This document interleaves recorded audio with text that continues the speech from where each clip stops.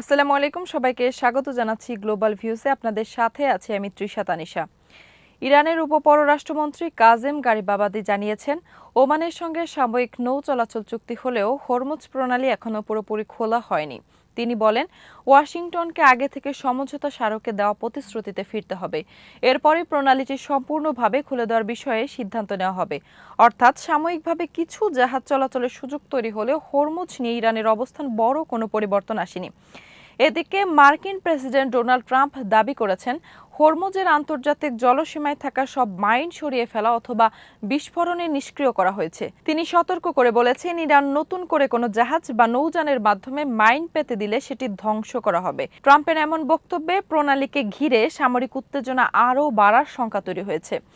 অন্যদিকে মার্কিন পররাষ্ট্র দপ্তর জানিয়েছে, ইরানের দীর্ঘদিনের হুমকি মোকাবেলায় ওয়াশিংটন কংক্রিট পদক্ষেপ নিচ্ছে। এর অংশ হিসেবে তেহরানের অবশিষ্ট আর্থিক উৎসগুলো বন্ধ করার চেষ্টা চলছে। সাম্প্রতিক নিষেধাজ্ঞার পর আরও দ্রুত ও কঠোর পদক্ষেপ নেওয়ারও ইঙ্গিত দিয়েছে যুক্তরাষ্ট্র। ফলে হরমুজ প্রণালীকে কেন্দ্র করে কূটনৈতিক আলোচনা চললেও ইরান ও যুক্তরাষ্ট্রের মধ্যে চাপ ও পাল্টা হুমকি অব্যাহত রয়েছে। ইরান ও ওমান হরমুজ প্রণালীতে সাময়িক নৌ চলাচল করিডোর এবং মাইন অপসারণ নিয়ে আলোচনা করলেও তেহরান জানিয়েছে, যুক্তরাষ্ট্র যুদ্ধ বন্ধ না করলে গুরুত্বপূর্ণ জলপথ পুনরায় খুলবে না।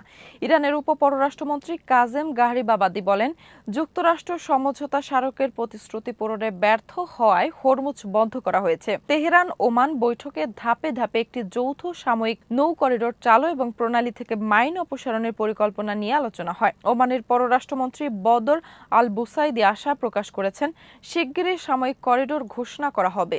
পরে স্থায়ী নৌপথ ও জলপথ ব্যবস্থাপনা নিয়ে আলোচনা চলবে। তবে গারিবাবাদি স্পষ্ট করে বলেন, কোনো দেশের সামরিক জাহাজ হরমুজ দিয়ে যেতে পারবে না। বাণিজ্যিক জাহাজ চলাচল ইরান পর্যবেক্ষণ করবে। মার্কিন প্রেসিডেন্ট ডোনাল্ড ট্রাম্প প্রণালীর আন্তর্জাতিক জলসীমা থেকে সব মাইন অপসারণের দাবি করলেও গারিবাবাদি এটিকে প্রচারমূলক প্রতারণার বলে মন্তব্য করেন। এদিকে যুক্তরাষ্ট্র ইরানের ওপর নতুন নিষেধাজ্ঞা আরোপ করেছে। মার্কিন অর্থমন্ত্রী স্কট ব্যাসেন্ট ইরানকে অর্থনৈতিকভাবে শ্বাসরোধের হুমকি দিয়েছেন। নিষেধাজ্ঞা ইরানের প্রযুক্তি, স্বর্ণ, বিমান, জাহাজ চলাচল, ডিজিটাল সম্পদ খাতকে লক্ষ্য করা হয়েছে। ইরান জানিয়েছে, নিষেধাজ্ঞার জবাব তারা মার্কিন অর্থনৈতিক স্বার্থকে লক্ষ্য করে দেবে। এর মধ্যেই মধ্যপ্রাচ্যে উত্তেজনা কমার প্রত্যাশায় বুধবার তেলের দাম আরও কমেছে। সিরিয়ার কুর্দি নেতৃত্বাধীন সিরিয়ান ডেমোক্রেটিক ফোর্সেস এসডিএফ সরকারি সেনাবাহিনীর সঙ্গে একীভূত হওয়ার পর স্বাধীন সামরিক শক্তি হিসেবে তাদের বিলুপ্তির ঘোষণা দিয়েছে। মঙ্গলবার দামেস্কের প্রেসিডেন্ট প্রাসাদে টেলিভিশনের দেওয়া ভাষণে এসডিএফ প্রধান মাজলুম আবদিও ঘোষণা দেন।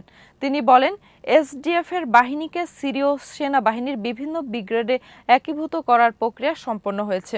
2015 সালে যুক্তরাষ্ট্রের সমর্থনে গঠিত এসডিএফ দীর্ঘদিন ধরে সিরিয়ার দায়েশ বিরোধী লড়াইয়ে গুরুত্বপূর্ণ ভূমিকা পালন করে। এ সময় বাহিনীটির সদস্য সংখ্যা প্রায় 1 লাখে পৌঁছায় এবং দেশটির তেল সমৃদ্ধ উত্তর ও উত্তর পূর্বাঞ্চলের বিস্তীর্ণ এলাকা তাদের নিয়ন্ত্রণে ছিল। তবে জানুয়ারিতে সরকারি বাহিনীর সঙ্গে সংঘর্ষে কুর্দিরা বড় ধরনের ভূখণ্ড হারায়। পরে দুই পক্ষ কুর্দি সামরিক ও বেসামরিক প্রতিষ্ঠানগুলোকে রাষ্ট্রীয় কাঠামোয় একীভূত করার চুক্তি করে। একই সময়ে প্রেসিডেন্ট আহমেদ আল শারা কুর্দিদের জাতীয় অধিকার স্বীকৃতি এবং কুর্দি ভাষাকে জাতীয় ভাষার মর্যাদা দেওয়ার ঘোষণা দেন। এসডিএফ এর বিলুপ্তি প্রেসিডেন্ট শারার জন্য বড় রাজনৈতিক ও সামরিক সাফল্য হিসেবে দেখা হচ্ছে। তবে এর মাধ্যমে কুর্দিদের দীর্ঘদিনের স্বায়ত্তশাসনের আকাঙ্ক্ষাও বড় ধাক্কা খেল। আবদি জানিয়েছেন, সাংবিধানিকভাবে কুর্দিদের অধিকার নিশ্চিত করার সংগ্রাম অব্যাহত থাকবে।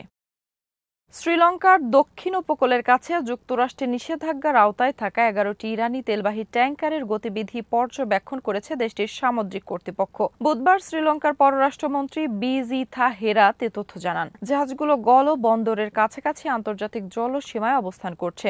এই এলাকাতেই গত মার্চে যুক্তরাষ্ট্রের একটি সাবমেরিনের হামলায় ইরানের ফ্রিগেট IRIS দেনা ডুবে যায় এবং 104 জন নাবিক নিহত হন। পরে শ্রীলঙ্কায় নৌবাহিনী ওই জাহাজ থেকে 32 জন ইরানি নাবিককে উদ্ধার করে। পররাষ্ট্রমন্ত্রী বলেন, ট্যাংকারগুলো শ্রীলঙ্কায় 12 নটিক্যাল মাইলের আঞ্চলিক জলসীমার বাইরে রয়েছে এবং আন্তর্জাতিক আইনে সেখানে তাদের চলাচলের স্বাধীনতা রয়েছে। শ্রীলঙ্কা জাহাজগুলোকে আটক করেনি বা তাদের কোনো সহায়তাও দেয়নি। নিরাপত্তার অংশ হিসেবে দেশটির সামরিক বাহিনী নজরদারি বিমান ও টহল নৌ মোতায়েন করেছে। এক সামরিক কর্মকর্তা জানান, জাহাজগুলো থেকে তেল স্থানান্তর কিংবা অবৈধভাবে দূষিত পদার্থ ফেলার কোনো প্রমাণ পাওয়া যায়নি, ফলে ব্যবস্থা নেওয়ারও কোনো আইনগত ভিত্তি নেই। যুক্তরাষ্ট্রের নিষেধাজ্ঞার কারণে বেশ কয়েকটি ইরানি বাণিজ্যিক জাহাজ পূর্ব দিকে মালাক্কা প্রণালীও সিঙ্গাপুরের দিকে সরে গেছে। তবে কিছু জাহাজ শ্রীলঙ্কার কাছাকাছি অবস্থান করছে। কলম্বো জানিয়েছে, এসব নিষেধাজ্ঞা প্রাপ্ত ইরানি জাহাজ নিয়ে ওয়াশিংটন এখনো আনুষ্ঠানিকভাবে তাদের অবহিত করেনি।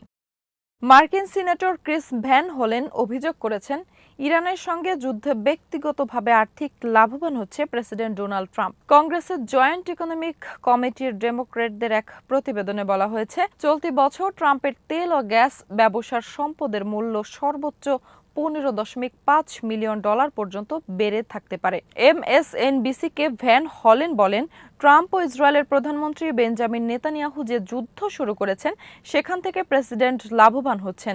তার অভিযোগ, হোয়াইট হাউসকে ট্রাম্প প্লে টু প্লে ক্যাসিনোতে পরিণত করেছেন এবং ক্ষমতায় ফেরার পর $1 বিলিয়ন বেশি অর্থ নিজের পকেটে তুলেছেন। এদিকে হরমুজ প্রণালীতে জাহাজ চলাচল এখনো স্বাভাবিকের তুলনায় অনেক কম। রয়টার্স কেপলারের প্রাথমিক তথ্যের বরাত দিয়ে জানিয়েছে, মঙ্গলবার মাত্র 5টি পণ্যবাহী জাহাজ প্রণালী পার হয়েছে। এর মধ্যে 2টি তরলীকৃত পেট্রোলিয়াম গ্যাস বাহী ও একটি বিটুমেন বাহী ট্যাঙ্কার বের হয়েছে, আর 2টি খালি ট্যাঙ্কার প্রবেশ করেছে। সোমবার মাত্র 1টি জাহাজ চলাচল করেছিল। বর্তমানে দৈনিক গড় 15টির তুলনায় এই সংখ্যা উল্লেখযোগ্যভাবে কম, যা হরমুজ অব্যাহত উত্তেজনা ও নৌ পরিবহনের অনিশ্চয়তার ইঙ্গিত দিচ্ছে। দক্ষিণ সিরিয়ার ইসরায়েলের প্রতিরক্ষা মন্ত্রী ইসরায়েল কাটজের প্রবেশের তীব্র নিন্দা জানিয়েছে কাতার। মঙ্গলবার এক বিবৃতিতে কাতারের পররাষ্ট্র মন্ত্রণালয় কাটজের এই সফরকে অবৈধ প্রবেশ হিসেবে উল্লেখ করে বলেছে, এটা সিরিয়ার সার্বভৌমত্ব ও ভৌগোলিক অখণ্ডতার লঙ্ঘন। আন্তর্জাতিক সম্প্রদায়ের প্রতি ইসরায়েলকে তার চুক্তি ও আন্তর্জাতিক আইন মেনে চলতে বাধ্য করার আহ্বান জানিয়েছেন দোহা। মঙ্গলবার কাট সিরিয়ার দক্ষিণাঞ্চলের জাবাল আল শেখ বা মাউন্ট হারমনে যান। 2024 সালের ডিসেম্বরে বাশার আল আসাদের সরকার পতনের পর থেকে এলাকাটি ইসরায়েলি বাহিনীর দখলে রয়েছে। কাতার ইসরায়েলের বারবার সিরীয় ভূখণ্ডে হামলা বন্ধেরও দাবি জানিয়েছে। এদিকে যুদ্ধবিরতি কার্যকর থাকার পরও দক্ষিণ লেবাননে ইসরায়েলি হামলা অব্যাহত রয়েছে। দেশটির ন্যাশনাল নিউজ এজেন্সি জানিয়েছে, ইসরায়েলি সেনারা বিভিন্ন শহরে গোলাবর্ষণ ও ধ্বংসযজ্ঞ চালিয়েছে। টাইরের দক্ষিণে আল মানসুরি শহরে একটি ইসরায়েল ট্যাঙ্কার হতে কয়েক দফা গোলাছোড়া হয়। এছাড়া বিন্দু জবেল জেলার সারবিনের উপকণ্ঠে বিস্ফোরণ ঘটানো হয়। একই সময় এলাকায় তল্লাশি অভিযান চালানো হয়। মারজায়ন জেলার আল কান্তারায় রাতে বিমান হামলা এবং হাদ্দাথার উপকণ্ঠে ভোরে কামানের গোলা বর্ষণের খবরও পাওয়া গেছে। ইরানের প্রেসিডেন্ট মাসুদ পেজেশকিয়ান বলেছেন, ইসলামী প্রজাতন্ত্রের ওপর যুক্তরাষ্ট্রের আরোপিত অর্থনৈতিক চাপ আগের 12-40 দিনের যুদ্ধের মতোই ব্যর্থ হবে। বুধবার ইরানের কেন্দ্রীয় ব্যাংকে আয়োজিত এক বৈঠকে তিনি বলেন, যুদ্ধ, অর্থনৈতিক অবরোধ ও বিদেশি চাপের কারণে দেশের বিশেষ পরিস্থিতি তৈরি হলেও অর্থনৈতিক স্থিতিশীলতা বজায় রাখা এবং মূল্যস্ফীতির প্রত্যাশা নিয়ন্ত্রণ করা জরুরি। পেজেশকিয়ান বলেন, বৈদেশিক মুদ্রা ও পুঁজিবাজারের মতো গুরুত্বপূর্ণ বাজারগুলো পরিচালনায় কেন্দ্রীয় ব্যাংক, সরকার এবং দেশের অন্যান্য অর্থনৈতিক প্রতিষ্ঠানের মধ্যে পূর্ণ সমন্বয় প্রয়োজন। নিষেধাজ্ঞা সত্ত্বেও কঠিন পরিস্থিতি মোকাবেলায় সরকারি ও বেসরকারি খাতের ভূমিকার প্রশংসা করে তিনি বলেন, আলোচনার মাধ্যমে সমস্যার সমাধানই ইরানের প্রধান লক্ষ্য। তবে একই সঙ্গে অর্থনৈতিক চাপের বিরুদ্ধে দেশ দৃঢ়ভাবে প্রতিরোধ চালিয়ে যাবে। এদিকে ইরানের সামরিক বাহিনী জানিয়েছে, সাম্প্রতিক 2 যুদ্ধে অর্জিত অভিজ্ঞতা কাজে লাগিয়ে নতুন আকাশ প্রতিরক্ষা ব্যবস্থা তৈরি করা হচ্ছে। সেনাবাহিনীর বিমান প্রতিরক্ষা বাহিনীর commander brigadier general Ali Reza Ilhami বলেন, 12 দিনের যুদ্ধ থেকে পাওয়া অভিজ্ঞতা 40 দিনের যুদ্ধে প্রয়োগ করা হয়েছিল এবং সেখানে শত্রুর যুদ্ধবিমান ও কৌশলগত ড্রোন মোকাবেলায় কার্যকারিতা আরও স্পষ্ট হয়েছে। তিনি জানান, 40 দিনের যুদ্ধ ইরানের জন্য কৌশল, প্রতিরক্ষা, ব্যবসা, উৎপাদন, মোতায়েন ও অবস্থান নির্ধারণের ক্ষেত্রে গুরুত্বপূর্ণ শিক্ষা দিয়েছে। সেই অভিজ্ঞতার ভিত্তিতে এখন নতুন প্রতিরক্ষা ব্যবস্থা ও সরঞ্জাম তৈরি করা হচ্ছে। এলহামির দাবি, এসব ব্যবস্থা সম্পূর্ণ ইরানি জ্ঞান, প্রযুক্তি ও দক্ষতার উপর নির্ভর করে তৈরি হচ্ছে। যেসব প্রতিরক্ষা ব্যবস্থা সাম্প্রতিক যুদ্ধে ভালো কার্যকারিতা দেখিয়েছে, সেগুলোর অনুসরণ নতুন ব্যবস্থা তৈরি উৎপাদনেও চলছে। তিনি বলেন, ইরান এখন শতভাগ নিজস্ব সক্ষমতার উপর নির্ভর করে প্রতিরক্ষা শক্তি আরও এগিয়ে নেওয়ার অবস্থানে রয়েছে। আজ এখানেই শেষ করছি। সবাই ভালো থাকুন, সুস্থ থাকুন আর নিরাপদে থাকুন। ভালো লাগলে চ্যানেলটি সাবস্ক্রাইব করুন। আল্লাহ হাফেজ।